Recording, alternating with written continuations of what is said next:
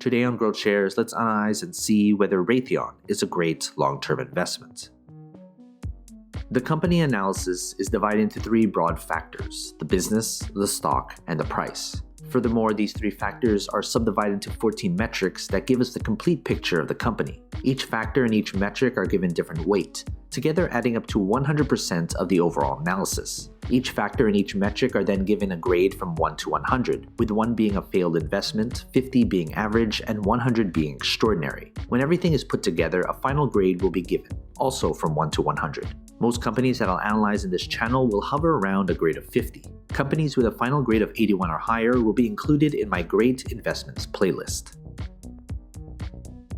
Let's first look at the company as a business. The business is the most important part of this analysis. That's why 45% of this analysis is attributed to the business. As Warren Buffett once said, it's far better to buy a wonderful company at a fair price than a fair company at a wonderful price. If you're looking at this company as a long-term prospective investment, this section should be the most important part of your analysis. A stock cannot grow and prosper without having a rock-solid foundation. The business factor is made up of 8 metrics. Basically, these 4 metrics measure how well the company is doing right now. These 2 metrics measure how well the business is projected to do in the future. And these 2 metrics measure the socio-economic impact of the business. In the description below, I have a separate video describing each metric in detail. Based on this grade, I would consider this a below-average business. Investing in a good business is what matters most, and everything else going forward would need to be great in order to make this an attractive investment. Next, let's look at the company's stock. We can't easily invest in something unless there's shares available to buy and sell. That's why 35% of this analysis is attributed to the stock. If the business is the foundation of a company, the stock is a reflection of that foundation. Does the market reflect how good or bad the business has done? And how does the market think the company will do going forward? That's what the stock tells us. What matters most is return on investment. There should be some correlation between the business and its stock. The stock factor is made up of 5 metrics. Basically, these 3 metrics measure how well the company's stock has done, and these 2 metrics measure how traders and investors perceive the company as an investment. In the description below, I have a separate video describing each metric in detail.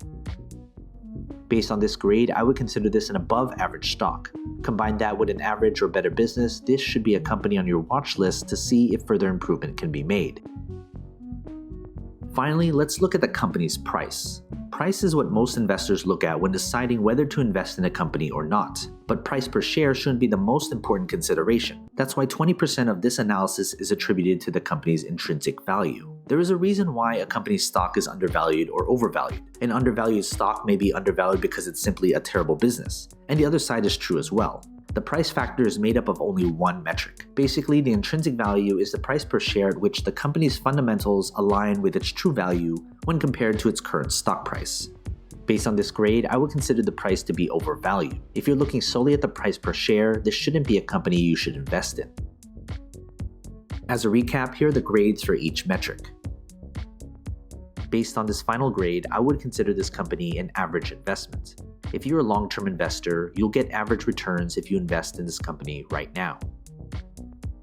Some of you will put different importance on different aspects of my analysis. You may solely just be looking at the price per share. Others may look at the business. But if you're looking at this company as a long-term investment, you should look at all 3 factors because it paints the entire picture of the company. When it comes to the final grade, it doesn't necessarily mean I'm bullish or bearish on the company's stock. Grades are adjusted to take into account the company's industry, sector, and competition. Of course, major news does have an effect on the company, but my analysis is built upon a solid foundation that focuses on the long-term health of the company. From time to time, I will reanalyze a company and share it with you. So you've made it this far, shoot me an email. I'd love to get in touch with you and talk more.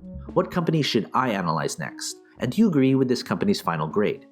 If you want me to analyze more companies, hit that like button, subscribe to my channel, and share this video with other investors. And as always, take care of your money.